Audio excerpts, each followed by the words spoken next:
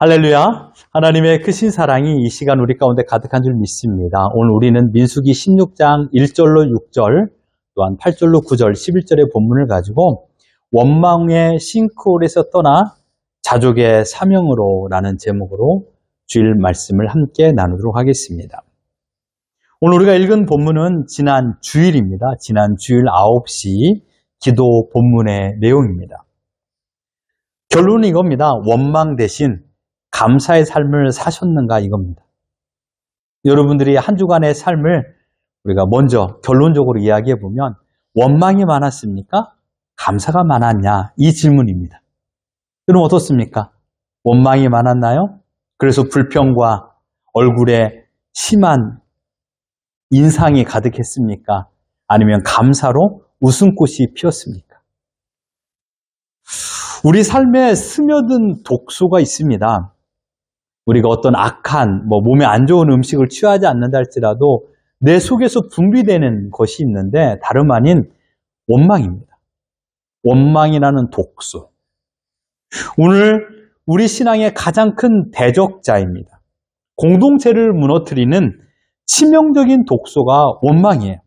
그 원망의 꽃이, 원망의 이 독소가 풍겨져 나오면 가정의 평화는 깨집니다. 우리는 살아가면서 수많은 감정을 느끼죠. 기쁨, 슬픔, 분노, 또한 아름다운 단어, 기대. 저는 여기서 제일 좋아하는 단어가 기대입니다. 아이들을 기대하고 내 인생을 기대하고 소망하는 거, 소망이랑 비슷한 단어죠. 그래서 기대하는 마음이 있습니다. 근데 기대가 무너질 때도 있죠. 그때가 좀 많이 실망스럽습니다. 근데 기대라는 단어는 저에게 있어서 너무 좋은 단어입니다. 여러분 한 주간의 삶을 기대하십시오. 그 중에서도 인간이 가장 쉽게 본능적으로 몸에서 나오는 것, 마음에서 나오는 것이 있는데 그게 바로 원망이고 원망에 뒤따라서 나오는 것이 불평입니다. 일이 내 뜻대로 풀리지 않을 때 아주 작은 의견 충돌 또한 사소한 말싸움 순간의 감정이 소용돌이 치고 마주할 때 그리고 얼마간의 시간이 흘러요. 문제와 다툼은 사라졌어요. 그런데 아직도 내 마음에 남아있는 게 있어요. 명확히 표현하면 다툼부터 시작됩니다. 그리고 상대방이 잘못했던 것들, 실수한 것이 내 마음에 남아있어요. 한 시간이 지났을까요? 다투었던 상대방은 그 자리에서 떠났어요. 그런데 내 마음에 남아있는 것이 있어요. 그게 바로 원망이에요.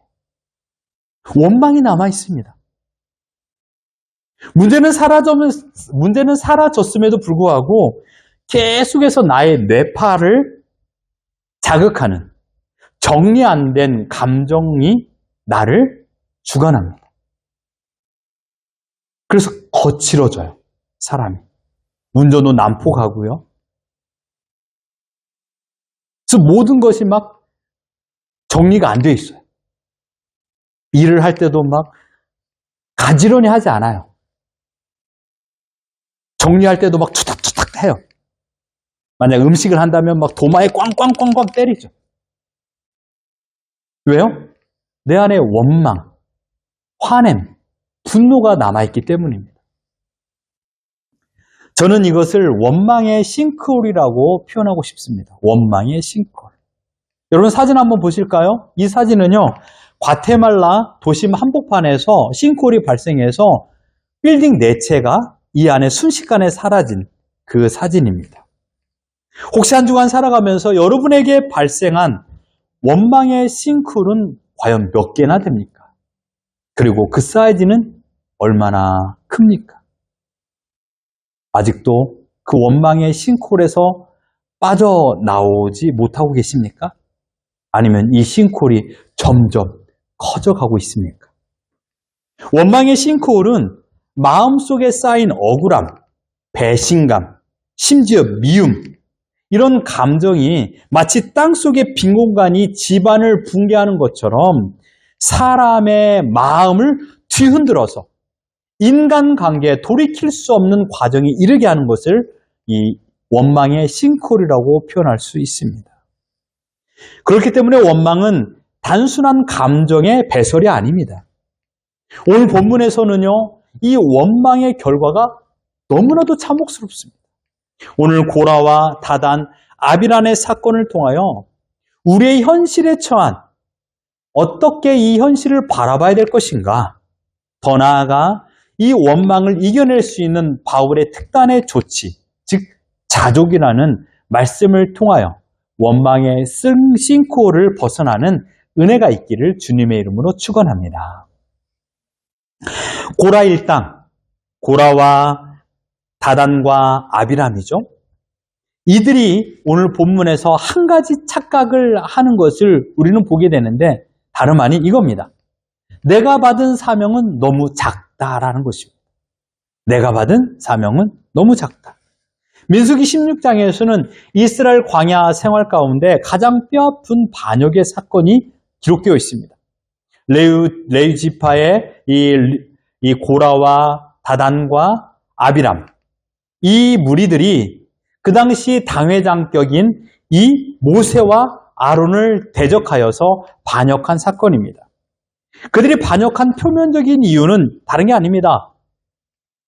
모세와 아론만 거룩하니 나도 하나님의 부름을 받은 거룩한 하나님의 일꾼이야 라고 말하는 것입니다. 평등의 논리를 외쳤던 것입니다. 그러나 그들의 내면을 자세히 들여다보면 너무나도 악함이 가득했습니다.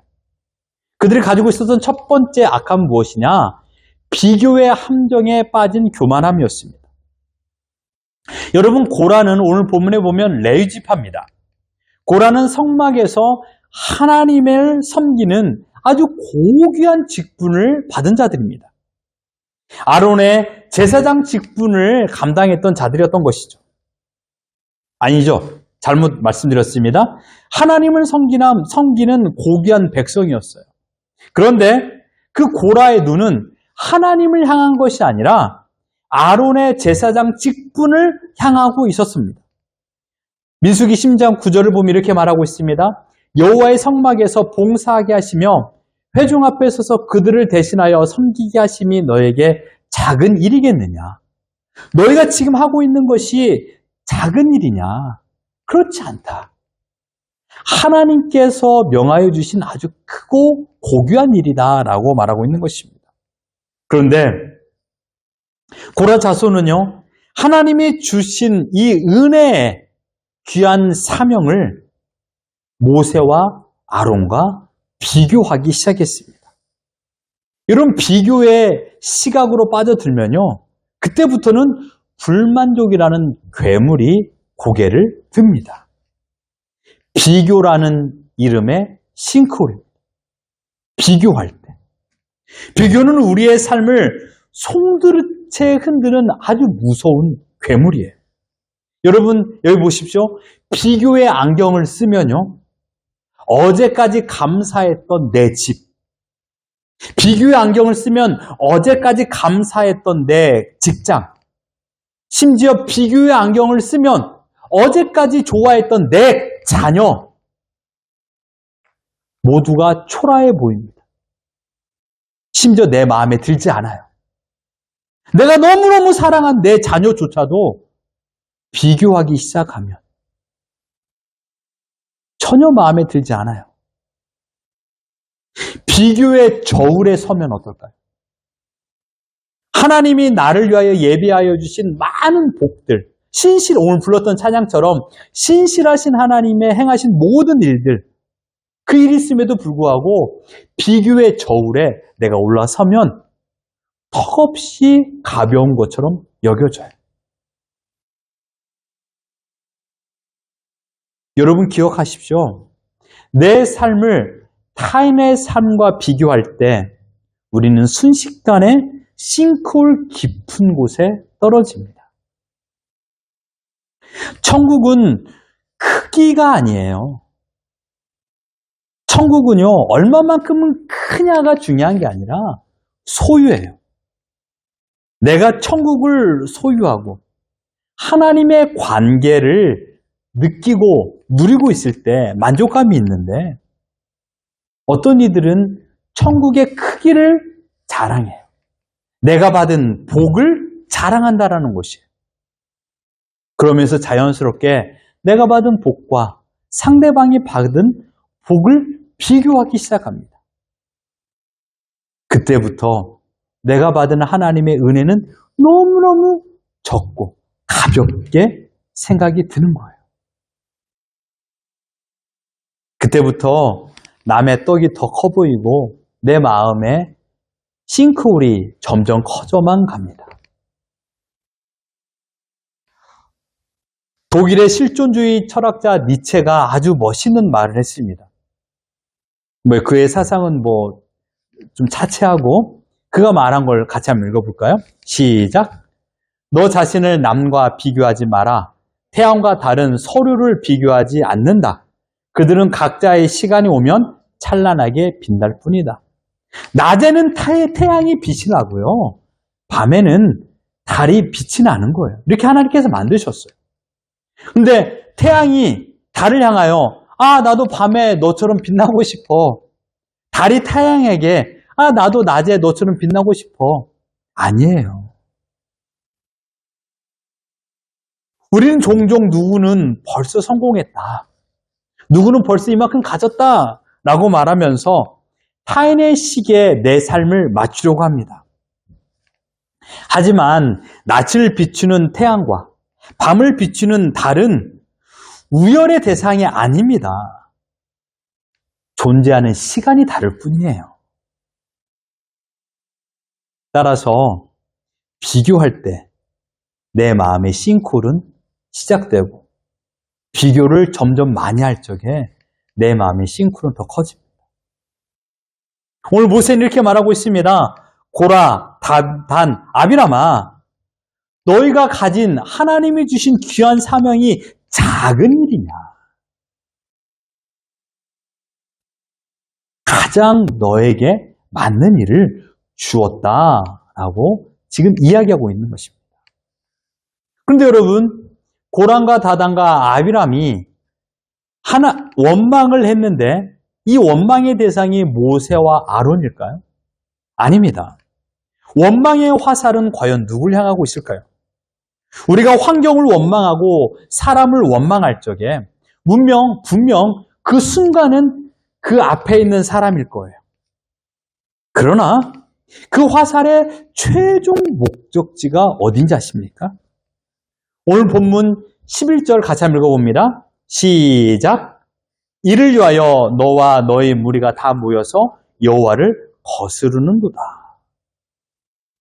우리가 현재의 삶을 원망하는 것은요, 이 환경을 허락하여 주시고 나를 이 자리에 배치하여 주신 하나님의 판단과 결정이 틀렸다라고, 즉 하나님을 거스리는 것입니다. 원망은 내 자신을 미워하는 것이 아니에요. 원망은 상대방을 싫어하는 표현이 아니에요. 원망은 하나님을 불신하는 가장 노골적인 표현입니다.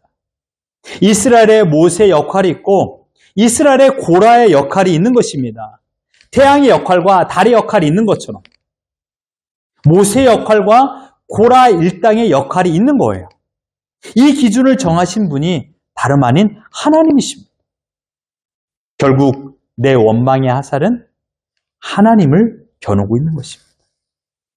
그래서 이런 결론을 내릴 수 있습니다. 원망은 하나님의 주권을 거부하는 영적 반역입니다. 그러니 지금 원망의 싱크홀이 있습니까? 빨리 빠져나와야 됩니다. 원망이 무서운 이유는 뭘까요?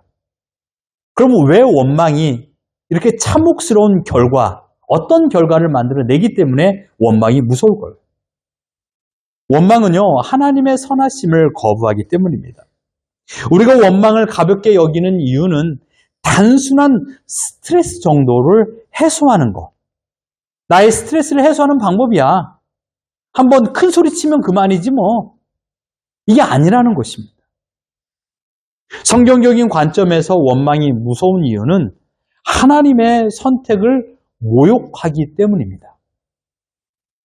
하나님께서 이스라엘 지파를 나누고 직분을 맡기신 것은 하나님의 절대적인 지혜의 결과입니다. 고라가 왜 아론만 제사장이냐라고 따진 것은 하나님의 결정이 틀렸다라고 하나님을 거스르는 행동입니다. 이것은 하나님을 뒤흔드는, 하나님을 반역하는 교만에서부터 비롯되었기 때문입니다. 두 번째로 은혜를 당연한 권리로 착각하기 때문입니다.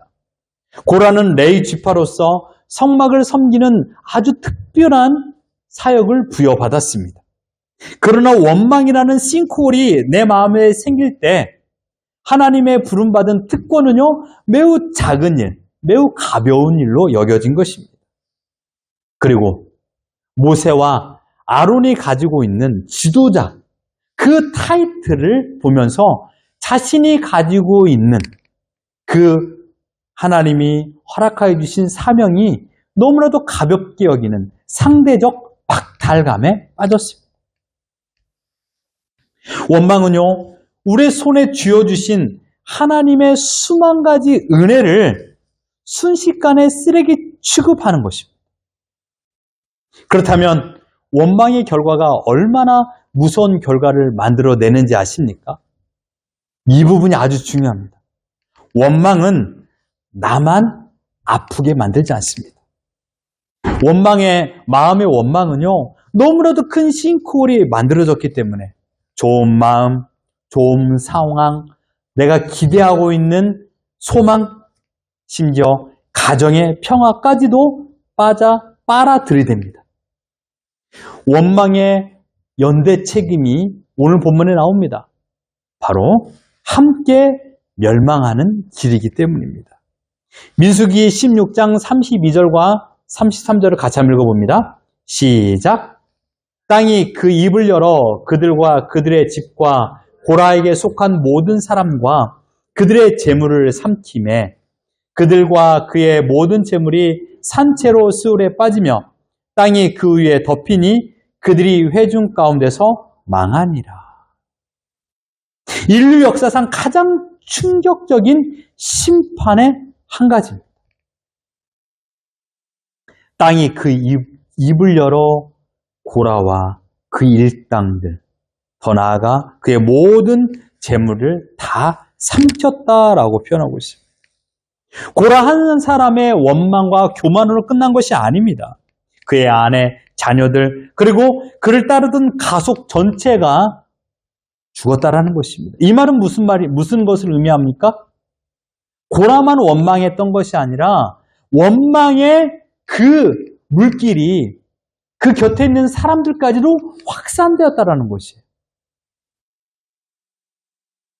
나만 원망으로 심판받는 길에 들어선 것이 아니라 원망의 전염병이 너무나도 크게 확산되어서 이 250여 명이 하나님을 원망했다라고 표현할 수 있는 것입니다. 원망의 영향력입니다. 원망은 독버섯처럼 내 곁에 있는 사람들까지 오염시킵니다. 부모의 원망은요, 자녀의 신앙을 죽입니다. 내가 원망하면서 다투고 싸우고 화를 내는 그 모습을 자녀들이 그대로 보고 자랍니다. 자녀들의 인생의 결과물의 씨앗은 사실 부모들이 뿌린 거예요. 잘해라, 잘해라, 잘해라, 열심히 해라 라고 이야기하지만 삶에서 부모들이 서로 말하고 대화하고 행동하는 모습을 그대로 보고 자랍니다.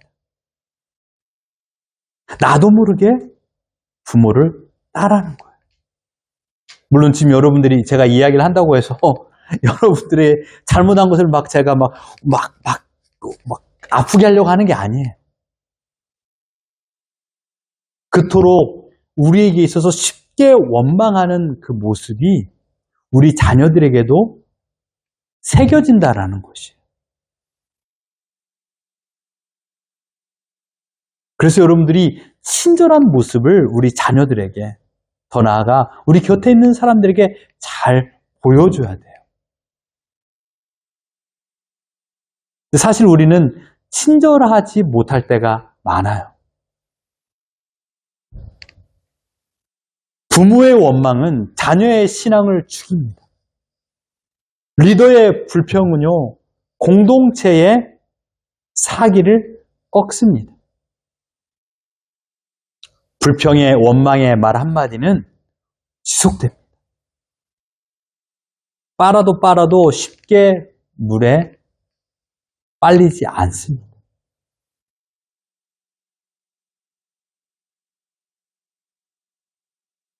죄의 동조는요, 고라 자손들이 함께 멸망당한 이유는 그들이 원망이라는 영향력 아래 가두어져 있기 때문입니다.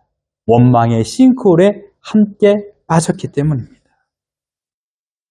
기억하십시오. 지금 하나님께서 나에게 이 자리를 허락하여 주신 것은 하나님께서 정하신 거예요. 지금의 형편도 마찬가지입니다. 이스라엘 각 지파와 레위 사람들에게 배분된 사역은요, 모세의 개인적인 결정이 아니었습니다. 하나님의 결정이었습니다. 그렇기 때문에 사역에는 크고 작음이 없어요. 하나님께서 나에게 주신 은혜는 크고 작음이 없어요. 하나님께서 나에게 주신 복은 크고 작음이 없어요. 하나님께서 나에게 주신 달란트, 어떤 재능은요, 크고 작음이 없어요. 지금 나에게 맞는 것을 하나님께서 허락해 주신 거예요. 그러나 세상적인 가치관을 보면 어떻습니까? 눈에 띄는 자리를 원합니다. 박수 받는 자리에 앉고 싶습니다. 보이지 않는 곳에서 섬기는 것보다 사람들의 칭찬을 받는 자리에서 섬기는 일을 하고 싶습니다. 그러나 하나님의 논리는 세상 사람과 다릅니다. 하나님께서 원하시는 것은 어떤 일을 하느냐가 중요한 것이 아니라 어떤 마음으로 하느냐가 중요합니다. 제가 우리 아이들이 앞에서 이 찬양을 하는 때 이런 얘기를 해요. 너희들도 하나님께 예배하는 자들이다. 그래서 얘들의 마음이 중요한데 이걸 잘 제가 가르치지 못한 것 같아요.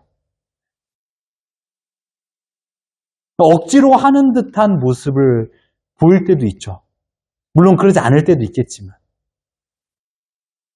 앞에서 연주하는 것조차도 작은 일이 아니에요, 이게. 어떻게 작은 일입니까? 음식을 준비하고 함께 음식을 나누는 것도 여러분 결코 작은 일이 아닙니다. 어떤 마음으로 하느냐가 중요해요. 그렇기 때문에 우리는 거룩한 사수가 되어서 이 사역을 감당해야 됩니다. 군대에서 가장 중요한 것은 자기 구역을 지키는 거예요. 내가 지켜야 될 초소를 비우고 내가 볼 적에 상대방의 초소가 더 멋지게 보인다고 그 초소를 버리고 그 자리에 가버린다라면 어떻게 되겠습니까? 아닙니다. 우리는 하나님께서 배치해준 그 자리를 사수해야만 됩니다. 사수해야만 합니다. 끝까지 여러분의 자리를 지키십시오. 그 일이 크든지 작든지가 중요하지 않습니다. 그렇다면 여러분, 원망을 어떻게 우리가 이겨낼 수 있을까요? 결심으로만 가능할까요? 쉽지가 않더라고요. 원망을 이길 수 있는 대안은 나와 내 자신을 살릴 수 있는 그런 방법은 자족과 감사뿐이 없습니다. 다행히 성경은요, 고라 자손 중 일부가 살아있음을 암시합니다. 민수기 26장 9절로 11절을 같이 한번 읽어볼까요? 시작! 엘리압의 아들은 눈무엘과 다단과 아비람이라. 이 다단과 아비람은 회중 가운데서 부름을 받은 자들이니 고라의 무리에 들어가서 모세와 아론을 거슬러 여호와께 반역할 때 땅이 그 입을 벌려서 그 무리와 고라를 삼킴에 그들이 죽었고 당시에 불이 250명을 삼켜 증포가 되게 하였으나 고라의 아들들은 죽지 아니하였더라. 고라의 아들들은 죽지 아니하였더라. 왜? 250명 가운데 포함되지 않았을까요? 생각해 볼 적에 죽지 않았던 고라의 아들들, 이들은 원망의 싱크홀을 들어가지 않았던 것입니다. 이들이 조상의 원망에서 돌이켜서 하나님의 주권을 인정했던 자들이었습니다. 심판의 전염을 끊는 유일한 방법, 원망을 멈춰야 됩니다. 하나님께서는 이 원망을 멈추는 방법을 바울을 통하여 우리에게 이렇게 가르쳐 줬습니다. 자종. 사도 바울은 빌립보 감옥이라는 최악의 환경 속에서 그 해답을 제시하고 있습니다. 자, 빌립보서 4장 11절을 같이 한번 읽어볼까요? 시작. 내가 궁핍함으로 말하는 것이 아니니라 어떠한 형편에서든지 나는 자족하기를 배웠노니. 여기서 바울이 말하는 자족은요, 포기를 말하는 게 아니에요. 체념을 말하는 것이 아니에요. 여기서 말하는 자족이라는 것은 내 만족의 근원을 환경이 아닌 하나님께 두는 연습을 하는 거예요. 지금의 환경 또한 하나님께서 허락하여 주셨어. 지금의 형편을 하나님께서 허락하여 주셨어. 라는 것이 자족이에요. 어쩔 수 없이 그냥 만족하자. 이게 아니라는 것이에요. 어쩔 수 없잖아. 그냥 포기해. 체념해. 잊어버려. 이게 아니라는 것이에요. 이 일 또한 하나님께서 허락하여 주셨어. 라는 것을 인정하는 것. 이것이 자족이에요. 그러니 자족이 결단으로 되는 게 아니에요. 하나님의 주권을 인정해야 자족할 수 있는 거예요. 근데 우리는 어떻습니까? 어쩔 수 없잖아. 그렇게 결과가 나버렸어. 어쩔 수 없잖아. 너의 선택이었어. 그러니 지금의 형편이야. 이건 사실 원망을 조금 빗대어서 표현한 마음 아니겠습니까? 내가 연습 안 하고, 내가 공부 안 하고, 결과가 좀 안 좋게 나왔어요. 어쩔 수 없잖아. 이게 아니에요. 그것은 내가 연습과 노력을 하지 않은 결과이잖아요. 여기서 말하는 자족은요, 다른 게 아닙니다. 하나님께서 나의 몸의 상태, 재정의 상태, 지금의 모든 사업의 형태를 주관하고 있다는 것을 인정하기 때문에 지금의 형편이 펼쳐진 거야 라고 고백하는 것이에요. 그런데요, 바울이 이런 고백을 할 수 있었던 이유를 보면요, 이 말씀을 잊어서는 안 됩니다. 빌립보서 4장 13절 같이 한번 읽어봅니다. 시작. 내게 능력 주시는 자 안에서 내가 모든 것을 할 수 있느니라. 아멘. 근데 여러분, 여기에서 나는 모든 거 할 수 있어. I can do it. 라고 말하는 사람들이 있어요. 여기서 말하는 능력이라는 것은요, 여기서 말하는 모든 것을 할 수 있다라는 것은요, 단순히 성공하겠다라는 선언을 말하는 것이 아니에요. 11절과 연관되어 있어요. 하나님이 나를 어떤 형편에 두시든지, 아주 중요한 부분이에요. 하나님께서 나를 어떤 형편에 두시든지 나는 그곳에서 원망 없이 사명을 감당할 능력이 있다라는 것을 표현하는 거예요. 이게 중요합니다. 하나님이 나를 어떠한 형편에 두시든지 나는 그곳에서 원망하지 않고 사명을 감당할 힘이 있다라는 뜻이에요. 왜요? 하나님께서 이 일을 주셨으니까. 하나님께서 감당할 만한 힘도 주실 거야 라고 믿고 나아가는 거예요. 이것이 자족의 선언이에요. 여러분, 자족했던 대표적인 사람이 있습니다. 아까도 우리가 본문을 살짝 보았지만 바로 고라의 자손이에요.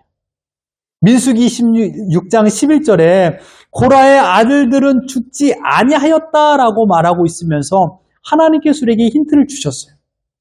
조상의 원망의 싱크홀에 동조하지 않고 하나님의 편에 섰던 조그마한 사람들이 남아 있는데 훗날 이들이 어떠한 인생을 사신지 아십니까? 아주 놀랍습니다. 저도 이 설교를 준비하면서 알았어요. 시편 84편 10절 말씀을 같이 읽어봅니다. 시작. 주의 궁정에서의 한 날이 다른 곳에서의 첫날보다 나은즉 악인의 장막에 사는 것보다 내 하나님의 성전 문지기로 서 있는 것이 좋사오니. 나는 이 고백을 했던 사람이 바로 고라의 후손들이었습니다. 고라 후손의 노래, 고라 자손의 노래.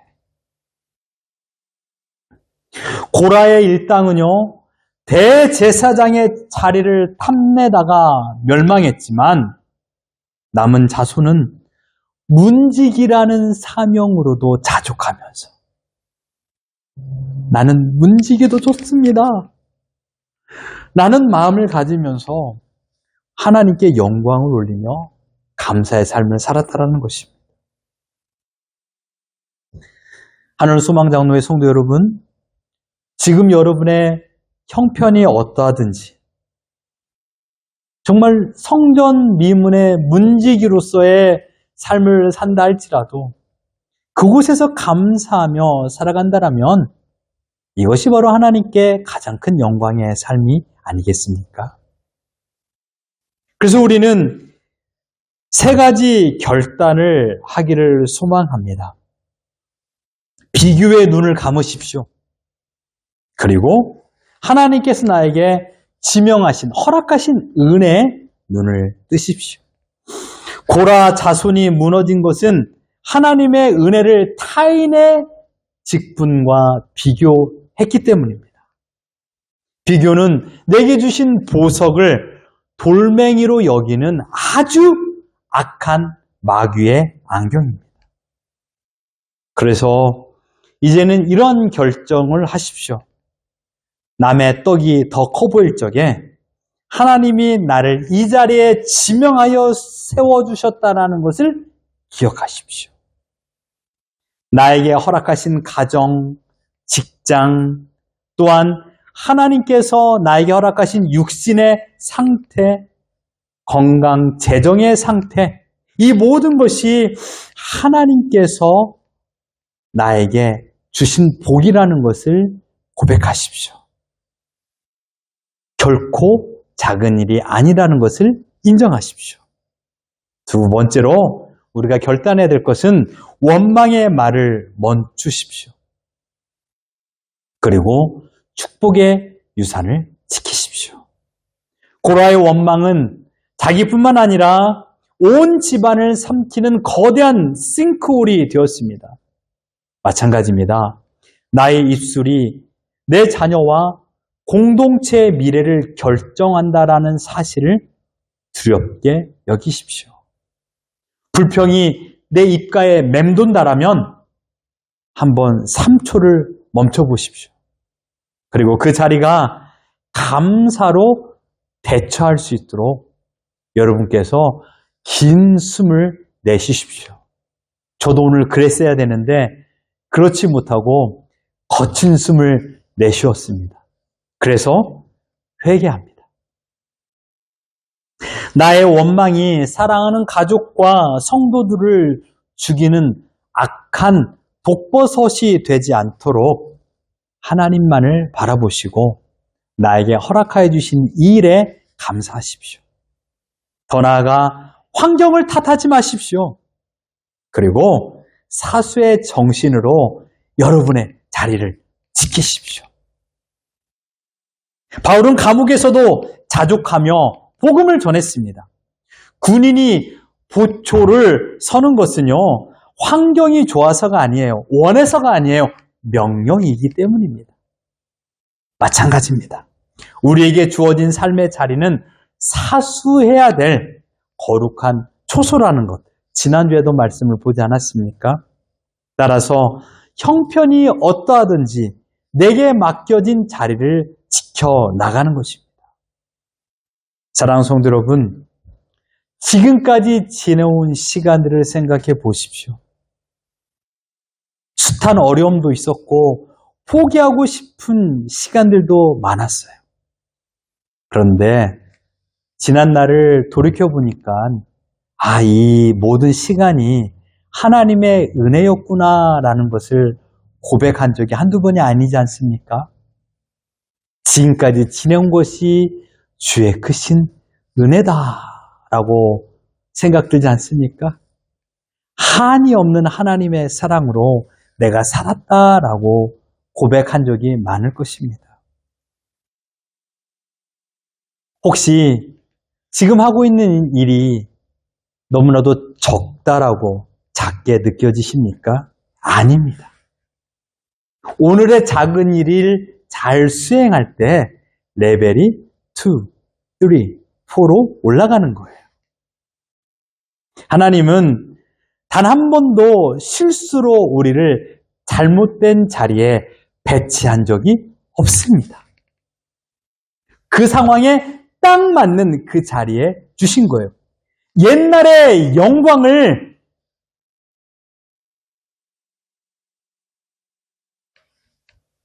나도 옛날에 이런 영광의 자리에 있었어 라고